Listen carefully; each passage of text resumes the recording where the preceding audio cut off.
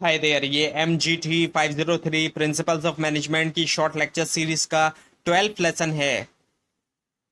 इसमें सबसे पहले है general environment and environmental forces affecting organisation. जो फोर्सेस अफेक्ट करती हैं ऑर्गेनाइजेशन को, उसमें कल्चरल फोर्सेस हैं, पॉलिटिकल लीगल फोर्सेस हैं, टेक्नोलॉजिकल फोर्सेस हैं और कॉम्पिटिटिव फोर्सेस हैं। एक्सटर्नल एनवायरनमेंट क्या है, इसका मतलब ये होता है कि तमाम वो फैक्टर जो कि ऑर्गेनाइजेशन के बाहर होते हैं और ऑर्गेनाइजेशन को उनके ऊपर कोई कंट्रोल नहीं होता। और एक्सटर्नल एनवायरनमेंट दो तरह के होते हैं, मेगा और टास्क एनवायरनमेंट। और आपको आगे क्लियर हो जाएगा कि इनका क्या मतलब है, इसमें कौन कौन से एनवायरनमेंट शामिल होते हैं। सो जो मेगा एनवायरनमेंट होता है, ये जो है इसको जनरल एनवायरनमेंट भी कहा जाता है।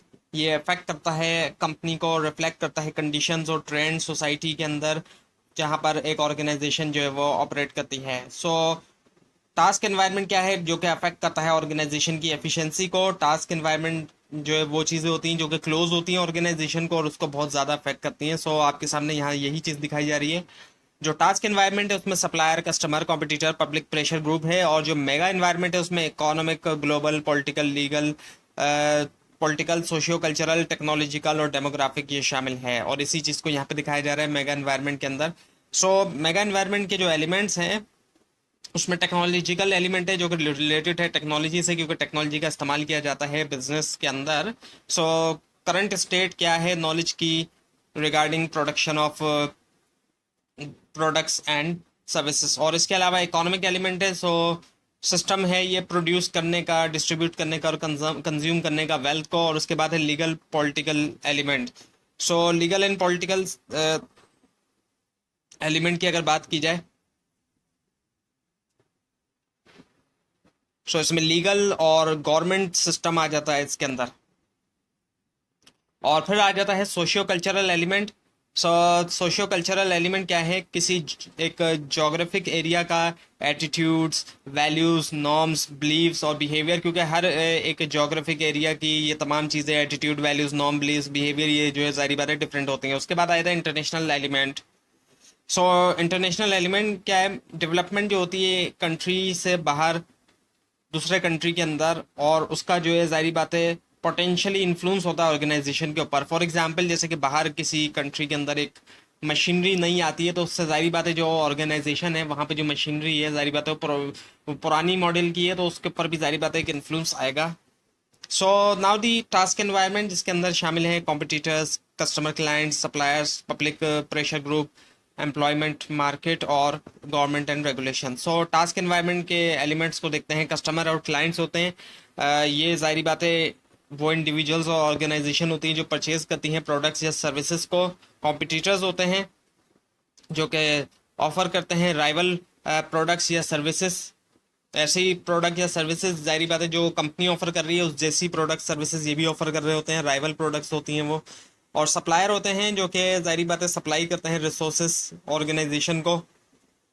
Labour supply, individuals potentially employable by organisation, जिनको पोटेंशियली तौर पे रख सकती है ऑर्गेनाइजेशन।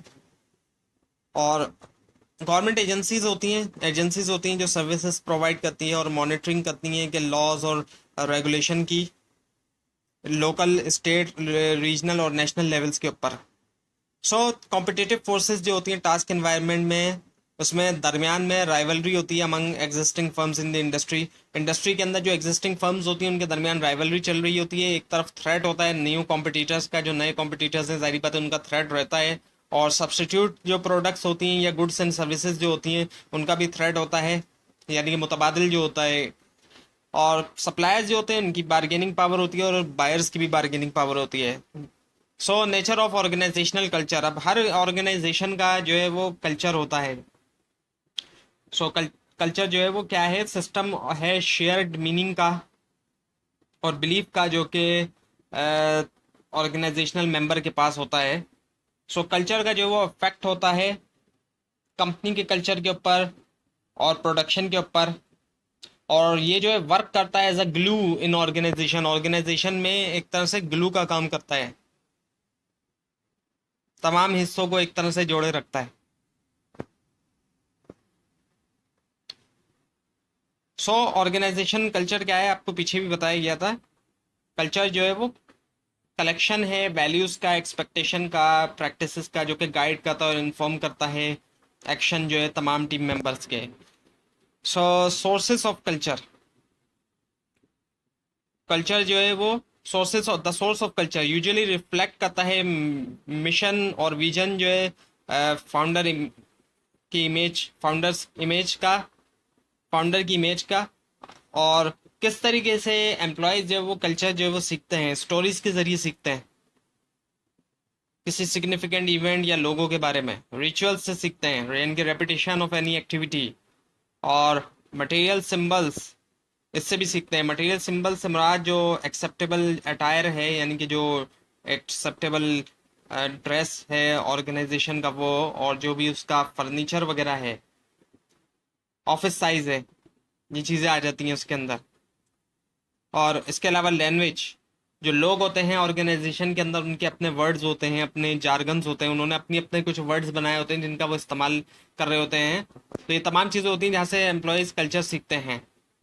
सो ऑर्गेनाइजेशनल स्टेक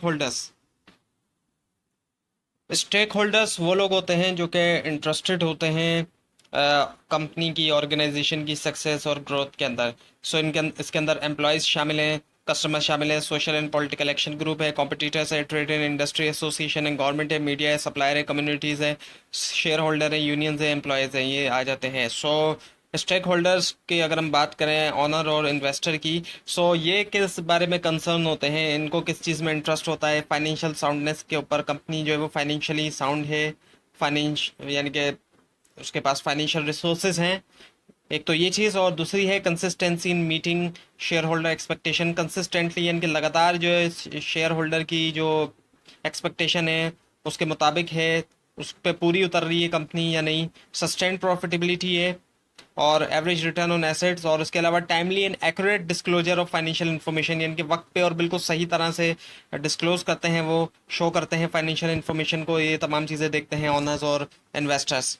कस्टमर्स जो है वो क्या देखते हैं, वो देखते हैं कि प्रोडक्ट की क्वालिटी और सर्विस और उसकी अवेलेबिलिटी भी, और रिस्पॉन्सिबल हो मैनेजमेंट जो है डिफेक्टिव अगर प्रोडक्ट या सर्विसेज है, और सेफ्टी रिकॉर्ड ऑफ प्रोडक्ट या सर्विसेज के लिए, और प्राइसिंग पॉलिसीज और प्रैक्टिसेस ये देखते हैं। और इसके अलावा ऑनेस्ट, एक्यूरेट और रिस्पॉन्सिबल एडवर्टाइजिंग, ऐसे एडवर्टाइजिंग जो ऑनेस्ट हो, एक्यूरेट और रिस्पॉन्सिबल हो। और एम्प्लॉयज़ क्या देखेंगे, एम्प्लॉयज़ जो इंटरेस्टेड है वो देखेंगे non discriminatory merit based hiring and promotion, यानी कि जो हायरिंग और प्रमोशन हो वो नॉन डिस्क्रिमिनेशन हो, कि उसमें फ़र्क ना किया जाए, किसी भी किस्म की बाइसनेस उसके अंदर नहीं होनी चाहिए। ये नहीं हो कि एक शख्स जो पसंद आ गया आपको, उसका फेस, उसके फेस से अच्छा लग रहा है वो, तो उसको प्रमोशन दे दिया, और एक शख्स फेस से बुरा लग रहा है तो उसकी प्रमोशन रुकी हुई है। या फिर एक शख्स मेरे इलाके का है तो उसको प्रमोशन दे दी जाए, और मेरे इलाके का नहीं है तो उसको प्रमोशन ना दी जाए। तो इस किस्म की जो चीज़ें होती हैं, जारी बातें एम्प्लॉयज़ देखते हैं कि ये चीज़ें ना हो। और डाइवर्सिटी होनी चाहिए वर्कफोर्स की, एक ही तरह के लोग ना हो, सारे एक ही इलाके के लोग रखे हुए, एक ही ज़बान बोलने वाले लोग रखे हुए। तो ये जो है जारी बातें, ऐसी चीज़ें होंगी तो जारी बातें वो फिर डाइवर्सिटी नहीं होगी। डाइवर्सिटी होनी चाहिए, मुख्तलिफ ज़बानों से, मुख्तलिफ कौमों से ताल्लुक़ रखने वाले लोग होने चाहिए। और वेज और सैलरी लेवल हो, जारी बातें अच्छा हो, और इक्विटेबल डिस्ट्रीब्यूशन हो, यानी कि जितना इनपुट है ले रहे हैं, जितना काम ले रहे हैं तो उतना ही आउटपुट, उतनी ही सैलरी वगैरह भी दें। अवेलेबिलिटी हो ट्रेनिंग की भी और डेवलपमेंट की भी, ट्रेनिंग भी जारी बातें दी जाए वहाँ, डेवलपमेंट की भी अपॉर्चुनिटी हो, अवेलेबिलिटी हो, और वर्क प्लेस सेफ्टी भी हो, प्राइवेसी भी हो, सारी बातें, एक दूसरे की प्राइवेसी भी बड़ी अहम होती है। और कम्युनिटी क्या देखती है, एनवायरमेंटल सेंसिटिविटी को देखती है, पैकेजिंग के अंदर, प्रोडक्ट डिज़ाइन में, और रिसाइकलिंग एफर्ट्स के रिसाइकिल किया जाए, कितनी ज़्यादा रिसाइकिल कर रही है और यूज़ कर रही है रिसाइकिल मटेरियल का। और पॉल्यूशन प्रिवेंशन, ऐसा तो नहीं है जारी बात है कंपनी पॉल्यूशन फैला रही है। और global application of environmental standards, जो एनवायरमेंटल स्टैंडर्ड्स हैं जारी बात है उसकी, उसको अप्लाई किया जा रहा है या नहीं। Now this organisational social responsibility, organisation की रिस्पॉन्सिबिलिटी होती है कुछ सोशली तौर पे भी, माशरे के अंदर भी जारी बात है रिस्पॉन्सिबिलिटी होती है।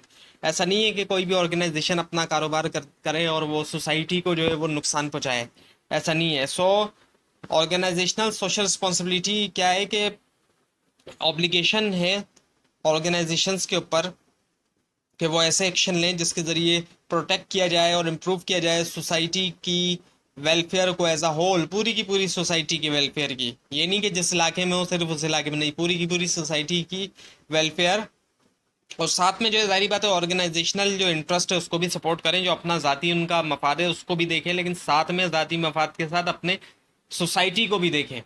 तो ये जो चीज़ है यही जो है ऑर्गेनाइजेशनल सोशल रिस्पॉन्सिबिलिटी के अंदर आता है। हमारे यहाँ पे तो इस चीज़ का इतना ख्याल नहीं रखा जाता, लेकिन ज़ाहिर बात है कुछ ऑर्गेनाइजेशन हैं जो रखती हैं इस चीज़ का भी ख्याल। तो ये था लेसन नंबर 12। आपको अगर इस बारे में कोई भी क्वेश्चन है नीचे कमेंट कीजिए, और इस स्लाइड को आप नीचे डिस्क्रिप्शन बॉक्स में दिए गए लिंक से हासिल कर सकते हैं, लेकिन अगर आपको लिंक ना मिले उसके लिए आप नीचे कमेंट कीजिए। Thanks for watching this video.